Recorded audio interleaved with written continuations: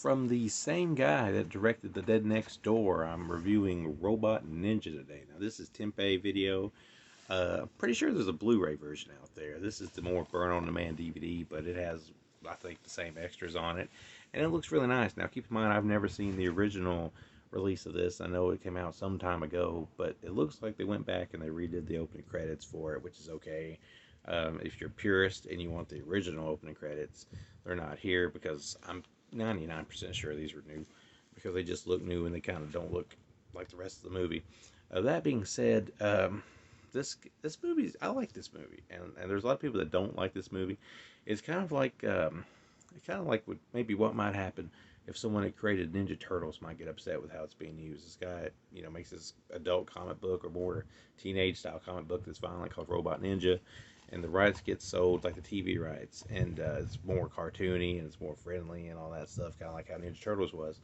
So this guy's upset, and he's, I guess, looking for motivation, and maybe he's just a little bit off his wagon. Anyhow, he witnesses like a robbery, rape robbery type thing, and he can't really help out too much with it. So he decides that he's going to become Robot Ninja and make sure none of this happens. And along the way, it's going to give him a little bit of motivation for the stories from then on out, I suppose. But the thing is even though he's a vigilante and he's got all this cool superhero getup, he still sucks at it.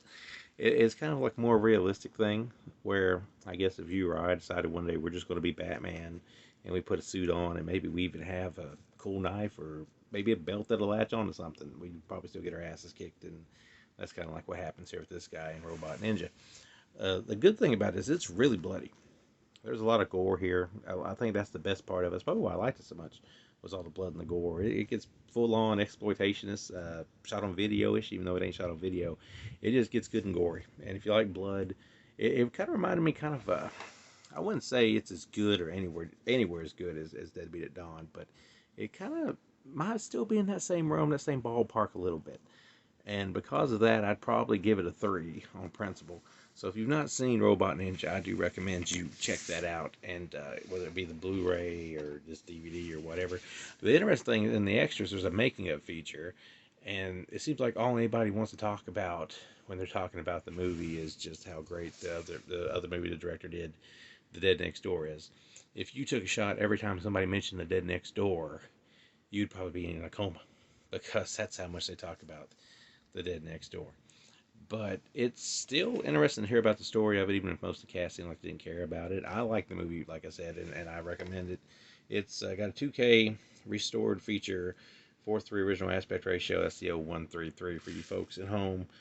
It's got like a making of that's 48 minutes, and we have like a 2K restoration featurette, artwork, promotional gallery, and the original VHS trailer. So that is Robot Ninja, who is a character in a movie that my friend Vincent Renfield from the Renfields, or Jason V from the Jasons, if you want to be technical, has told me about for a long time. So I finally just now got around to watching it. So if you've not seen it, check it out. It's pretty doggone good, actually.